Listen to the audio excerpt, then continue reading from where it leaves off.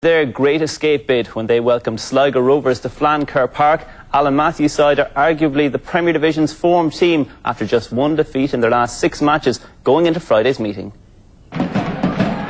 Longford Town had the chance to move off the bottom of the table, and it looked good for them in a tight first half. Mark Rutherford has been getting back to the form he showed earlier in his career. The Sligo defence backed off him, and he played in Dave Mooney, who swept the ball past Richard Brush. Goal number 14 of the season for him, 1-0 Longford on the half hour. They continue to create the better opportunities. Ian Ryan's cross was fumbled by Richard Brush. His defenders bailed him out.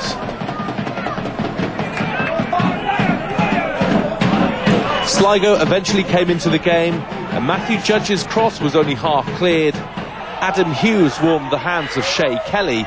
Matthew Gordon thought he'd scored from the follow-up, but it was disallowed for offside.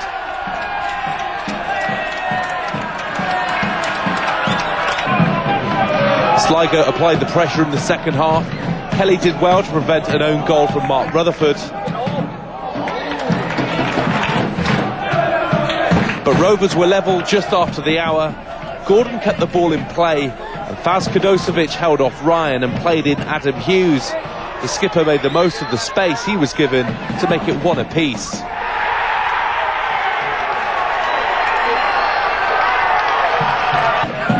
Longford had chances after that, but Gary Deegan's effort was always rising.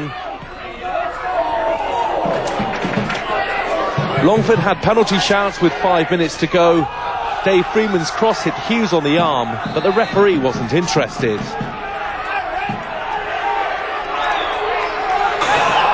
The town have grabbed several late goals this season, but they couldn't find another one, despite the efforts of Desi Baker and Mooney.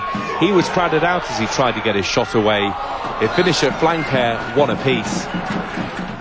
Well, Paul, after that match, Alan Matthews said that his side didn't deserve 3 points because they didn't perform in the second half. In this battle against relegation, how much of a dent is this to their confidence and to the momentum they've been building up over the last couple of games just to get 1 point in this game? No, I don't think it'll have any effect on the confidence. I mean, they've been on a tremendous run. I think they've picked up 16 points from the last 21 available.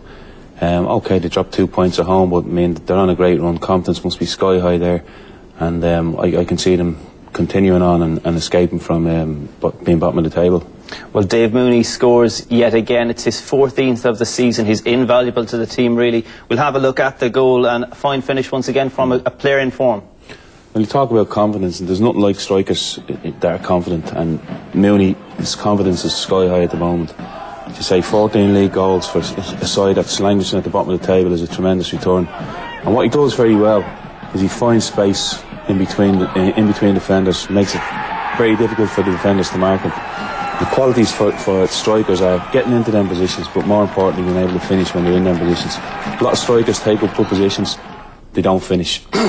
He has both. He has the ability to find the positions, good positions, then he has the ability to finish, and he's going to be invaluable to Longford in their bid to escape relegation this year. So it's very important that he stays fit and stays scoring goals. Well, as we were saying there, he's got 14 goals this season in the league. Their next top scorer is Gary Deegan, who only has 2 goals. If it happened that Dave Mooney got injured, could we write off Longford Town? Well, I wouldn't say so. I mean, if he gets injured, they're not going to play with 10 men. Somebody else will come in and play in his place.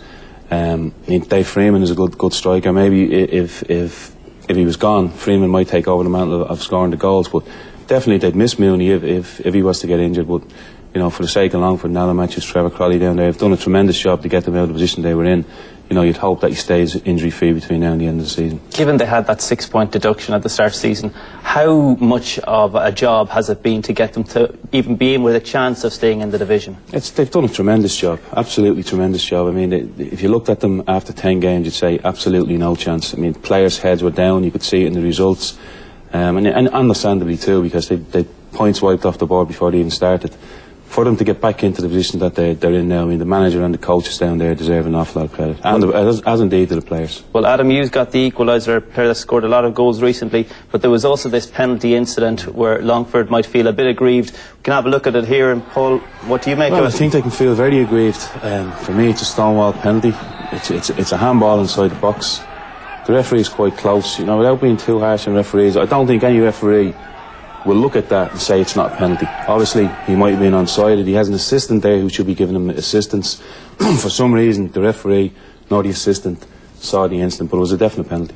Pat, Sligo Rovers, another one of these teams that are chasing a European spot, and they're picking up good results. Paul Cook has done a good job since he's come in. He's done a great job. I think over the last 2 or 3 weeks they've had some dodgy results, but they've come back strong in the last week, and you know they're also a team that will have a say in where the title goes as well. I think they've still to play a fair few of the top teams, and they are a decent side, particularly at home. They're very hard to beat.